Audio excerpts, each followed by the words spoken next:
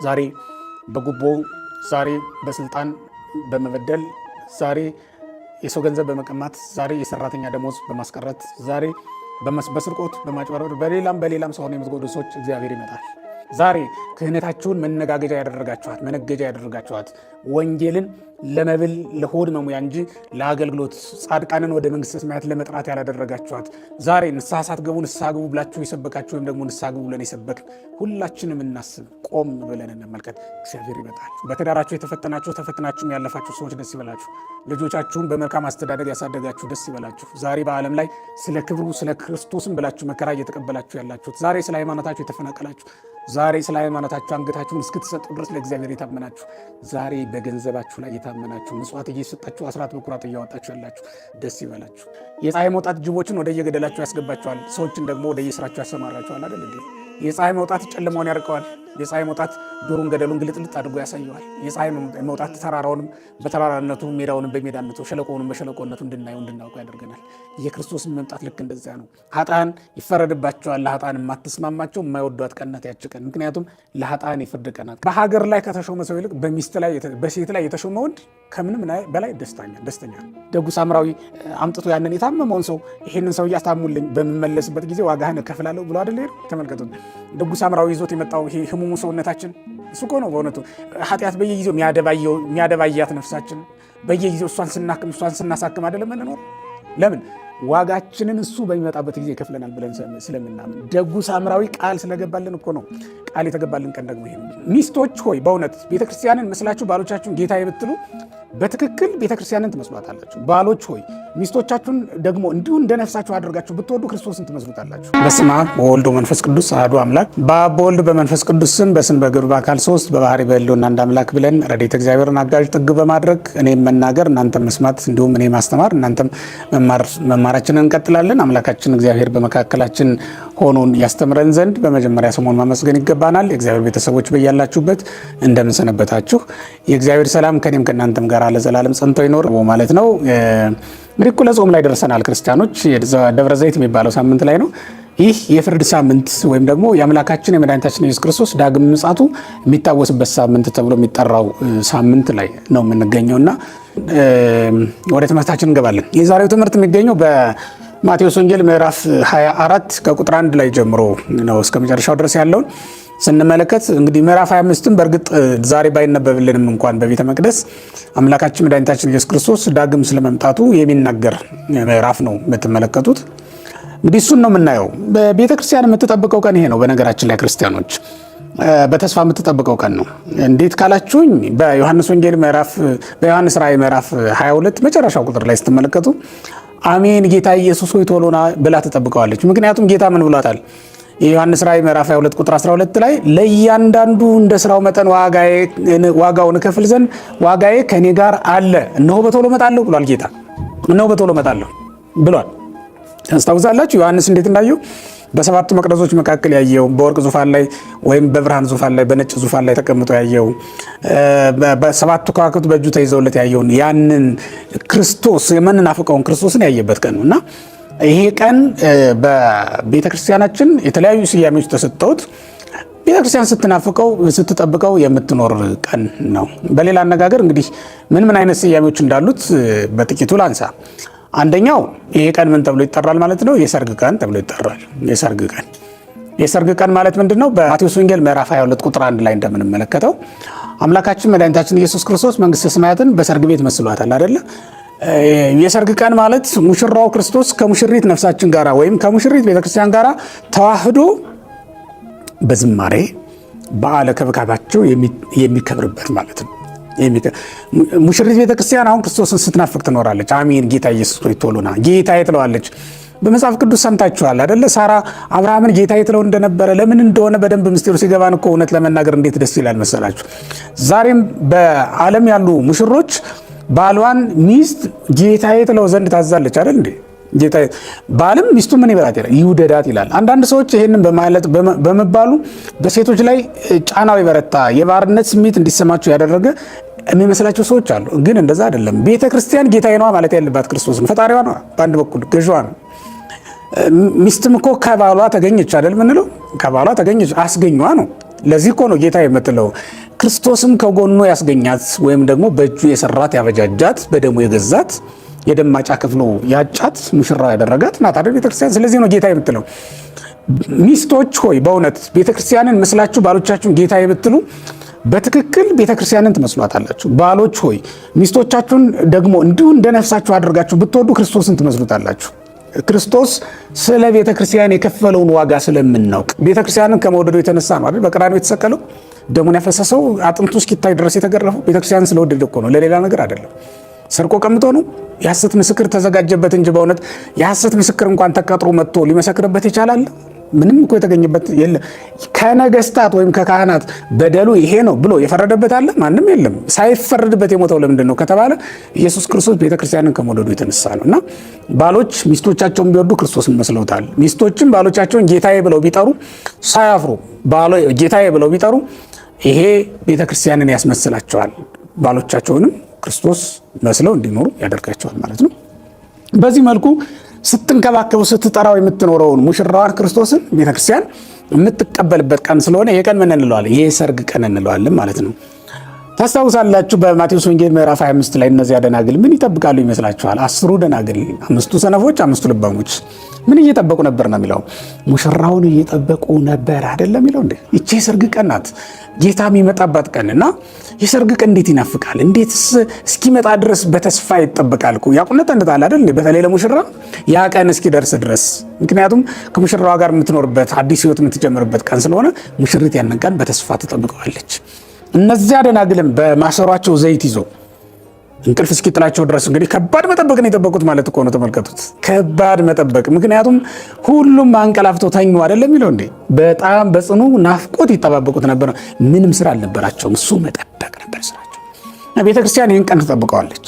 ሙሽራዋ ክርስቶስ የሚመጣበት ቀን ስለሆነ የተጠራችሁም ለሰርግ ነው። የተጠራ ነው እኮ ለሰርግ ነው። ሙሽራ እንደሚመጣ ሰምተን የተጠራ ነው። ምክንያቱም በየጎዳናው ያገኛችሁትን ሁሉ ጥሩና ወደ ሰርግ ነው፣ ሰርጉ ተዘጋጅቷል በሏቸው አይደል የተባለው። እኛ እኮ ነን የተጠራ ነው ወደ ሰርጉ፣ ድምተኞች እኛ ነን። እንደዛው ነን የተገኘ ነውና ውድ ክርስቲያኖች ዛሬ ይሄን ቀን ቤተክርስቲያን ምን ትለዋለች ካላችሁ፣ አንደኛው የሰርግ ቀን እንለዋለን። ቤተክርስቲያን ከክርስቶስ ጋር ተዋህዳ የመለኮት ዘመድ የሆኑት መላእክት ከምድራውያን ጻድቃን ጋር አንድ ሆኖ የሚዘምሩበት ሰርግ ቤት ላይ የሙሽሪትና የሙሽራው ዘመዶች አንድ ሆኖ አይደል የሚያጨበጭቡት፣ አንድ ሆኖ አይደል የሚደሰቱት፣ የሚበሉት፣ የሚጠጡት። ባይድነት ይቀራል ከዚያ በኋላ ማለት እኮ ነው። አሁን በሰማይና በምድር መካከል ልዩነትን የሚያጠፋ ልዩ ቀን እኮ ይሄ ቀን ነው። በሰማይና በምድር መካከል ድንበር የለሽ ኑሮ የሚያስኖረን ይሄ ቀን ነው። ይሄ ቀን ይናፍቃል። እውነት ለመናገር ክርስቶስ ይመጣል፣ ሙሽራችን ይገለጣል።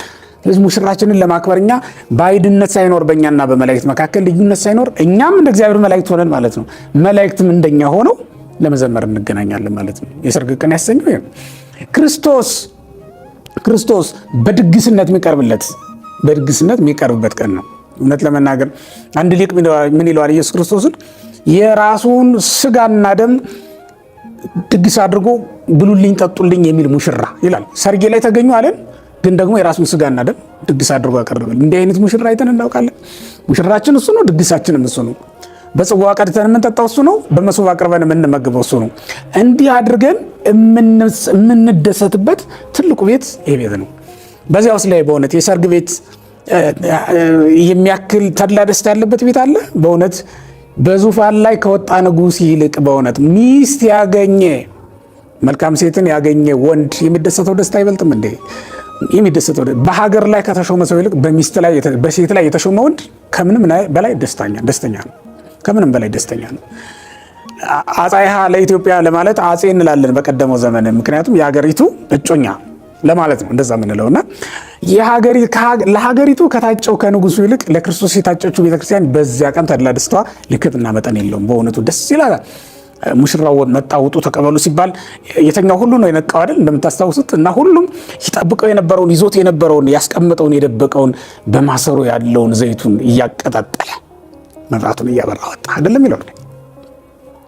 የራሳቸው መብራት እያበሩ ነው የወጡት ሁሉም ጻድቃን ሁሉ ከመቃብር ወጥተው የሚደሰቱበት። እውነት ለመናገር እነዚህ እያዘን የቀበርናቸው ዛሬ ወደ መቃብር የሸኘናቸው ቅዱሳን፣ እነዚህ ዛሬ መታሰቢያቸው የምናደርግላቸው ቅዱሳን፣ እነዚህ ዛሬ ጽላት የቀረጽንላቸው ቅዱሳን፣ እነዚያ ሁሉ ተሰብስበው ከመቃብር ወጥተው ነቅተው ክርስቶስን የሚቀበሉበት ያቀን ትልቁ የሰርግ ቀን ማለት ነው። የደስታ ቀን ስለሆነ እኮ ነው የሰርግ ቀን የምንለው እና የቤተ ክርስቲያን ተድላ ደስታዋ የሚፈጸምበት ቀን ነው ዛሬ። በዛቲ ዕለት ተፈጸመ ፍስሐ ለቤተ ክርስቲያን አለ ሊቁ በሃይማኖተ አበው። የቤተ ክርስቲያን ደስታ ፍጹም የሚሆንበት ቀን ነው። ቤተ ክርስቲያን በጥፊ የተመታች፣ በጅራፍ የተገረፈች፣ በሰይፍ የተመታች፣ በእስራት በወህኒ የተሰቃየች፣ ደሟን ያፈሰሰች፣ አጥንቷን የከሰከሰች፣ በሐዘን የኖረች ይቺ ቤተ ክርስቲያን ይችን ቀን ለማግኘት ነበር። ተመልከቱ። ይቺ ቀን ሁላችን የምንጠብቃት ቀን ናት። የሽልማት ቀን ናት። ወገኖች እየጠበቃችሁት ነው ክርስቶስን። ክርስቶስ ይመጣል፣ ዳግም እመጣለሁ ብሎ ነው አይሄደው እና በዚህ ቀን እንደሚመጣ ስለምናስብ ዛሬ ያለብንን መከራ ሁሉ እንደምንም ነገር የምንቆጥረው እኮ እንደሚመጣ እርግጠኞች ስለሆነ ሲመጣ የሚከፍለን ዋጋ በጣም ትልቅ እንደሆነ እናምናለና። ታስታውሳላችሁ በደጉ ሳምራዊን በሉቃስ ወንጌል ምዕራፍ 10 ቁጥር 17 ጀምሮ እንደምንመለከተው ደጉ ሳምራዊ አምጥቶ ያንን የታመመውን ሰው ይሄንን ሰው እያስታሙልኝ በምመለስበት ጊዜ ዋጋህን እከፍላለሁ ብሎ አይደል ሄደው። ተመልከቱት። ደጉ ሳምራዊ ይዞት የመጣው ይሄ ህሙሙ ሰውነታችን እሱ እኮ ነው በእውነቱ ኃጢአት በየጊዜው የሚያደባያት ነፍሳችን በየጊዜው እሷን ስናሳክም አይደለም የምንኖረው። ለምን? ዋጋችንን እሱ በሚመጣበት ጊዜ ይከፍለናል ብለን ስለምናምን። ደጉ ሳምራዊ ቃል ስለገባልን እኮ ነው። ቃል የተገባልን ቀን ደግሞ ይሄ ነው። የደመወዝ ቀን ነው ለጻድቃን ይሄ ቀን ነው ለመናገር። ለኃጥአን ግን በእርግጥ በአንጻሩ ደግሞ የፍርድ ቀን ነው። የፀሐይ መውጣት ለሌባ ይመቸዋልን? በእውነት የክርስቶስስ መምጣት ለኃጥአን ይመቻቸዋልን? ይስማማቸዋልን? ይናፍቆታልን? ያንን ቀን ሊሆን አይችልም። የፀሐይ መውጣት ጅቦችን ወደ የገደላቸው ያስገባቸዋል፣ ሰዎችን ደግሞ ወደ የስራቸው ያሰማራቸዋል አይደል እንዴ? የፀሐይ መውጣት ጨለማውን ያርቀዋል። የፀሐይ መውጣት ዱሩን ገደሉን ግልጥልጥ አድርጎ ያሳየዋል። የፀሐይ መውጣት ተራራውንም በተራራነቱ ሜዳውንም በሜዳነቱ ሸለቆውንም በሸለቆነቱ እንድናውቀው ያደርገናል። የክርስቶስን መምጣት ልክ እንደዚያ ነው።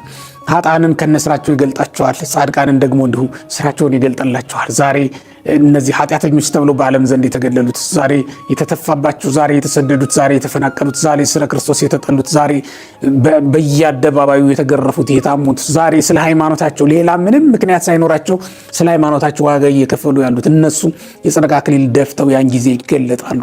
ዛሬ በስውር የሚጸልዩ፣ ዛሬ በስውር የሚጾሙ፣ ዛሬ በየቤታቸው ሆነው እግዚአብሔርን በፍጹም ንጽሕና የሚያመልኩ ባለትዳር ይመስላሉ ግን እንደ ባህታዊ ይኖራሉ። ዓለማዊን ይመስላሉ ግን እንደ መናኝ ይኖራሉ። ዛሬ በእውነቱ እነዚያ በተሰወረ ሁኔታ ውስጥ ሆነው እግዚአብሔርን እያገለገሉ ያሉ ቅዱሳን በተገለጠ መቅደስ አይደለ በተሰወረው መቅደስ ሆነው እያገለገሉ ያሉ እነዚያ ሁሉ ይገለጣሉ በዚያች ቀን። ያች ቀን የመገለጥ ቀን ናት። ክርስቲያኖች ኃጥአን ይፈረድባቸዋል። ለኃጥአን የማትስማማቸው የማይወዷት ቀን ናት ያች ቀን። ምክንያቱም ለኃጥአን የፍርድ ቀን ናት። ቅድም የሰርግ ቀን ብያቸዋለሁ አይደል? ሁለተኛ ስሙ የፍርድ ቀን ነው ይሄ ቀን። ኢየሱስ ክርስቶስ ይመጣላ። ጻድቃንን በቀኙ ኃጥአንን በግራው አቁሙ፣ ይፈርድባቸዋል፣ ይፈርድላቸዋል ተብሎ አይደል የተጻፈው ማቴዎስ ወንጌል ምዕራፍ 25 ቁጥር 46 ላይ ስትመለከቱ የኃጥአን ፍርዳቸው እንዴት ይዘገንናል። በእውነት ኃጥአንንም ወደ ዘላለም እሳት ሂዱ አላቸው። ወይም እሳቱ ወደማይጠፋበት ትሉም ወደማያንቀላፍበት ጽኑ መከራ ወዳለበት ቦታ ሰደዳቸው እኮ ነው የሚለው። ክርስቲያኖች የኃጥአን ፍርዳቸው ምንኛ ከባድ ነው። በእውነት በዚህች ቀን ለኃጥአን የሚተላለፍባቸው ፍርድ ምንኛ አስጨናቂ ነው። ክርስቲያኖች እስኪ ተመልከቱት። በዚህች ቀን ኃጥአን ይወቀሳሉ። ዛሬ ጻድቃን መስለው በቤቱ የሚኖሩት፣ ዛሬ በጎ ስራ የሰሩ መስሏቸው በእግዚአብሔር ፊት የሚመጻደቁት፣ ዛሬ ብንነግራቸው፣ ዛሬ ወንጌል ቢነግራቸው፣ ዛሬ ቃሉ ቢነግራቸው፣ ዛሬ ካህናት ቢመክሯቸው አልሰማ ያሉ እነዚያ ሰዎች ያን ጊዜ ግን በወቀሳ ቃል ይናገራቸዋል። ብራብ ያላበላችሁኝ፣ ብጠማ ያላጠጣችሁኝ፣ ብታረዝ ያላለበሳችሁኝ፣ ድውይ ብሆን ያልጠየቃችሁኝ፣ ብታሰር ደግሞ ያላስፈታችሁኝ፣ ብታረዝ ያላለበሳችሁኝ ብሎ እንዲሁ ኃጥአንን በወቀሳ ቃል ይናገራቸዋል። ተመልከቱት። ጻድቃንን ደግሞ በአንጻሩ ይመርቃቸዋል እንደሚለው ተመልከቱት። ይች ቀን የፍርድ ቀን ናት ያልኳችሁም ለዚህ ነው። በጻድቃንና በኃጥአን መካከል ድንበር ይለያል ማለት ነው። እንዳሁኑ ተደበላልቀን አይደለም የምንኖረው፣ ለይተን ነው የምንኖረው። በኃጥአንና በጻድቃን መካከል ድንበር ይለያል። በዓለምና በክርስቲያኖች መካከል ድንበር ይለያል ማለት ነው። ዛሬ በሕይወት እያሉ ክርስቶስን ያገለገሉት፣ ያንን በሽተኛ ሆኖ ያገኙትን ክርስቶስን ያገለገሉት፣ የጠየቁት፣ ከቆስሎ ያጠቡት፣ ዘይት ያፈሰሱለት እነዚያ ሰዎች በዚህች ቀን ይሸልማሉ። ያን የክርስቶስ ተርቦ መጥቶ ቤታቸው ስመ እግዚአብሔር ጠርቶ ወይም ከድሆች እንዳንዱ ሆኖ ከታናናሾች እንዳንዱ ሆኖ ባገኙት ጊዜ ይህን ማብላት ክርስቶስን ማብላት ነው ብለው ያበሉ ሰዎች፣ ይህን ማልበስ ክርስቶስን ማልበስ ነው ብለው ለታረዘው ሰው የራሩለት ሰዎች፣ እስረኛውን የጠየቁት እነዚያ ሰዎች ዛሬ በዚህች ቀን ይሸለማሉ። ክርስቲያኖች ዛሬ በዚህ ቀን ፀሐይ ልታበራልን ከምትችለው በላይ የሆነ ብርሃን ይገለጥልናል። ለጻድቃን ብርሃናቸው የሆነው ኢየሱስ ክርስቶስ ይገለጣል። በሱ ብርሃንነት መመልከት ይጀምራል። ክርስቲያኖች ተወደዳችሁ የእግዚአብሔር ቤተሰቦች ይህች ቀን እግዚአብሔር በክብር የሚገለጥባት ቀን ናት። እግዚአብሔር በክብር ክብሩ ሁሉ የሚገለጥባት ቀን ናት። ታስታውሳላችሁ፣ ወደ ዓለም በመጣ ጊዜ ኢየሱስ ክርስቶስ እንደምን ባለ ሁኔታ ዓለም እንደሸኘችው ታውቃላችሁ። ገርፈዋለች፣ አስራዋለች። ፈጣሪዋን እኮ ነው ተመልከቱት። ከሰዋለች፣ ሎቱ ስብሐት። ወደ መቃብርም አውርደዋለች፣ ሎቱ ስብሐት። ስንናገረው የሚከብድ ብዙ መከራን እንድቀበል አድርገዋለች።